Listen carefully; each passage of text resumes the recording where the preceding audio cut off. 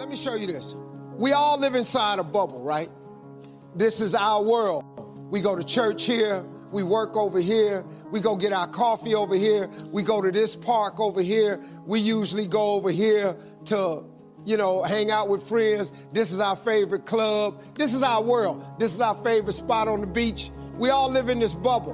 What you gotta do to get the life that God wants you to have, you gotta put more air in your bubble. You got to blow your bubble up. Expand yourself. Take yourself out your comfort zone. Do not live in your bubble. Put some more air in your bubble. If you stay in your comfort zone, that's where you will fail. You will fail in your comfort zone. Success is not a comfortable procedure.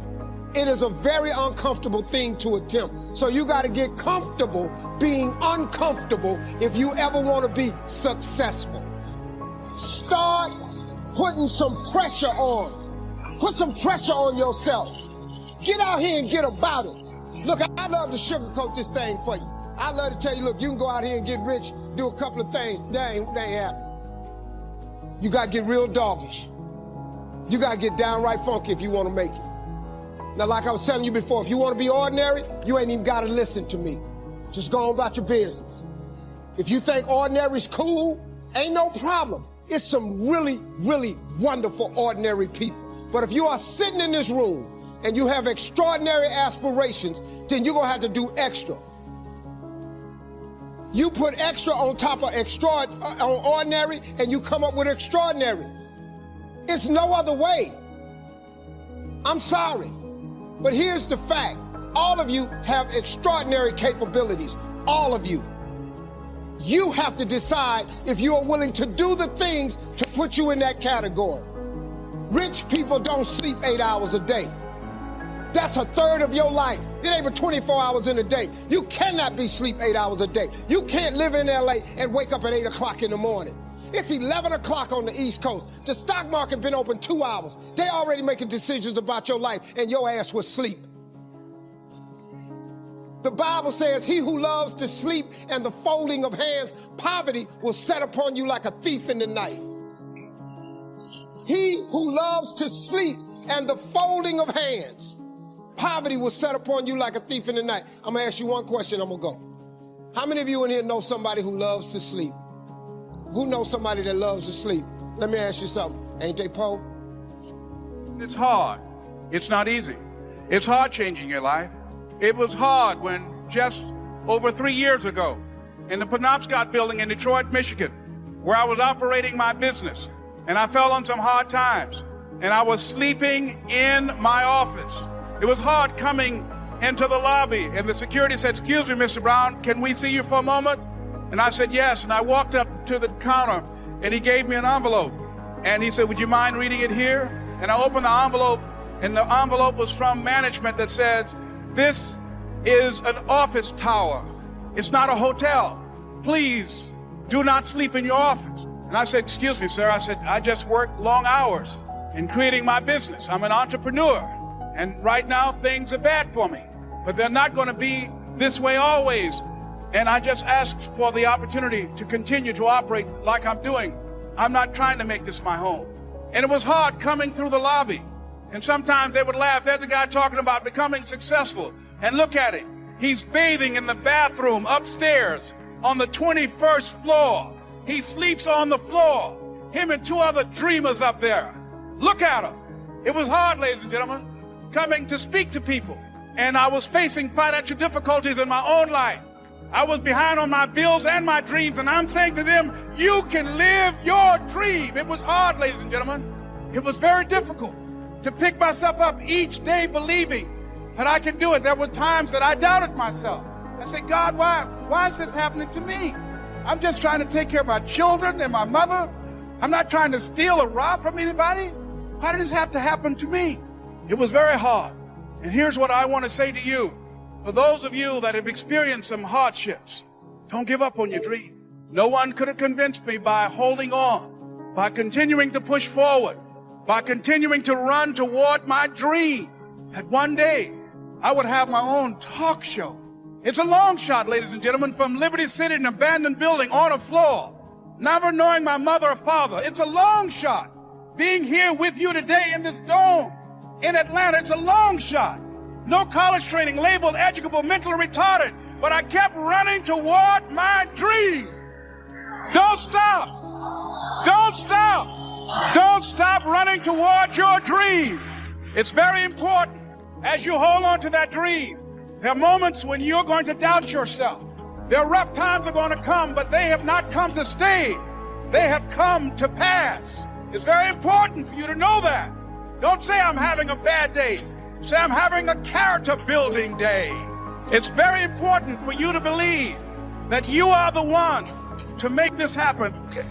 Here's what's next if you're working with people to understand. Learn to work with the people who deserve it, not the people who need it. Because we must operate like life operates. Life was designed not to give us what we need. Life was designed to give us what we deserve. And if you've got people to work with the ones that deserve it. Now here's the next part that's very important for a leader, management to understand. Now you must teach people how to deserve your time. You must teach people how to deserve your help. You say, Mary, if you'll do this and this, I'll do all of this. And if you'll do this and this and this, I'm telling you, I will do all of this. I will meet you more than, what? Halfway, but you got to come toward the halfway part. And probably since I'm so anxious to work with you, if you'll start taking these steps, I'll probably meet you more than halfway. We learn not to go all the way just because of need, unless someone needs to be rescued, unless the situation is out of control and there's no other way. Yes. Next, don't expect the pear tree to bear apples. I used to try to change everything. You can hang apples on a pear tree. I'm telling you, it won't help. You can put up a sign, this is an apple tree. Sure enough, come the season, pears.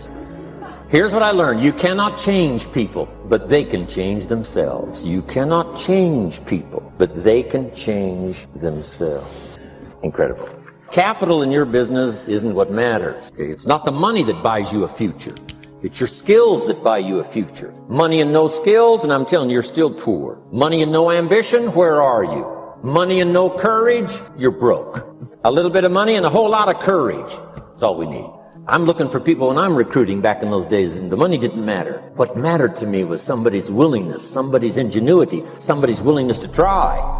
Right? If they had $1 to invest, that was plenty for me. $1 and some ambition, and I can show you how to get rich. And it'll be one of the classic stories of the company. I go to recruit somebody, they say, I don't have any money. See, I've been looking for you for 6 months. Let me show you how to do it without any money. Because here's the rules of capitalism. Jot this down. You can either buy and sell, or if you're in certain circumstances, you can sell and buy. If you've got ambition. Now, if you haven't got ambition, we can't cure that, and money won't cure lack of ambition. But if you've got $1 and some ambition, I'll show you how to get rich. And even if you don't have $1, I'll show you how to get rich, because you can sell and buy. Somebody says, as soon as the product arrives, I'll sell it. Then you don't understand. You don't understand the magic of fortune if you say, I have to wait till it gets here to sell it. And you probably don't understand the value of your own story. Once I understood that, I knew I was going to be wealthy. That's why right in the beginning I started giving big tips. I knew I was going to be wealthy. Say, wow, this guy tips like a rich man. I said, that's right, he tips like a rich man. Even in the beginning, I tipped like a rich man because I knew I was going to be rich. Joseph walked in and was standing in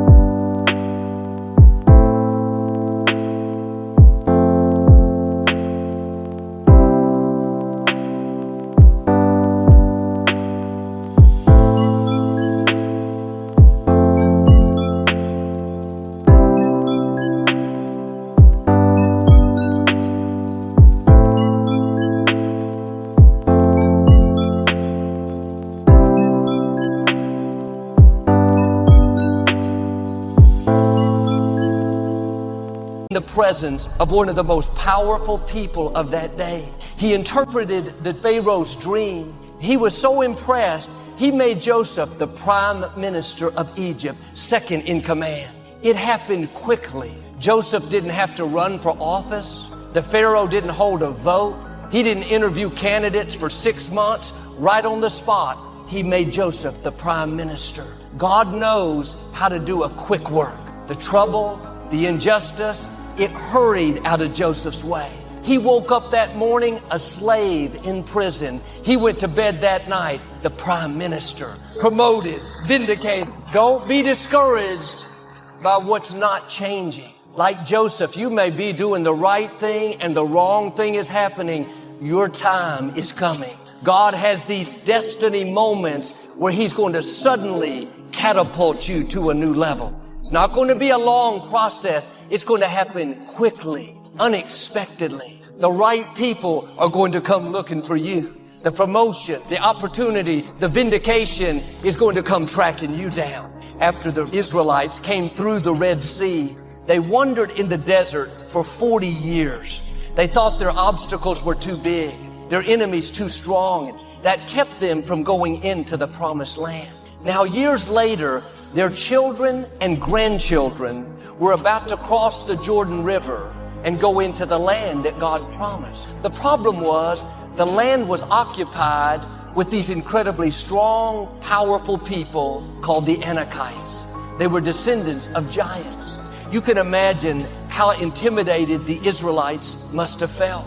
Standing at the brink of the Jordan, no doubt contemplating whether or not they should go in, God gave them a promise that helped push them over. He said in Deuteronomy 9, today you are about to see people that are much stronger and much more powerful. But the Lord your God will cross over ahead of you like a devouring fire. He will subdue them so that you can quickly conquer. Unlike their parents that talked themselves out of it, this new generation had the boldness to go in. Just like God promised, they quickly conquered the land. Now you may be facing a situation like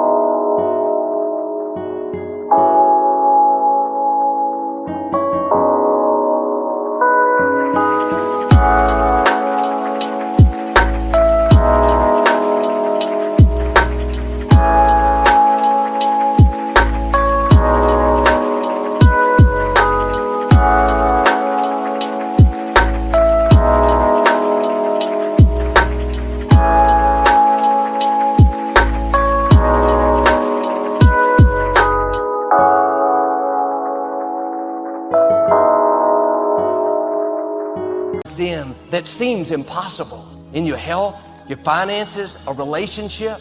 But God is saying to you what He said to them. I'm going to cross over ahead of you and take care of those enemies so you can quickly conquer them. You are not fighting those battles on your own. The Most High God is going before you. You're going to come out of that difficulty quicker than you think. Now get this down in your spirit. You're going to quickly conquer the sickness, quickly conquer the addiction, quickly conquer the trouble at work. Behind the scenes right now, God is changing things in your favor. He's crossing over ahead of you to take care of the sickness, to take care of that trouble. If you will stay in faith, it's going to happen sooner than it looks. You didn't see any sign of it, looked like it was permanent, then suddenly it changes. God is going to hasten His word. He's going to speed things up.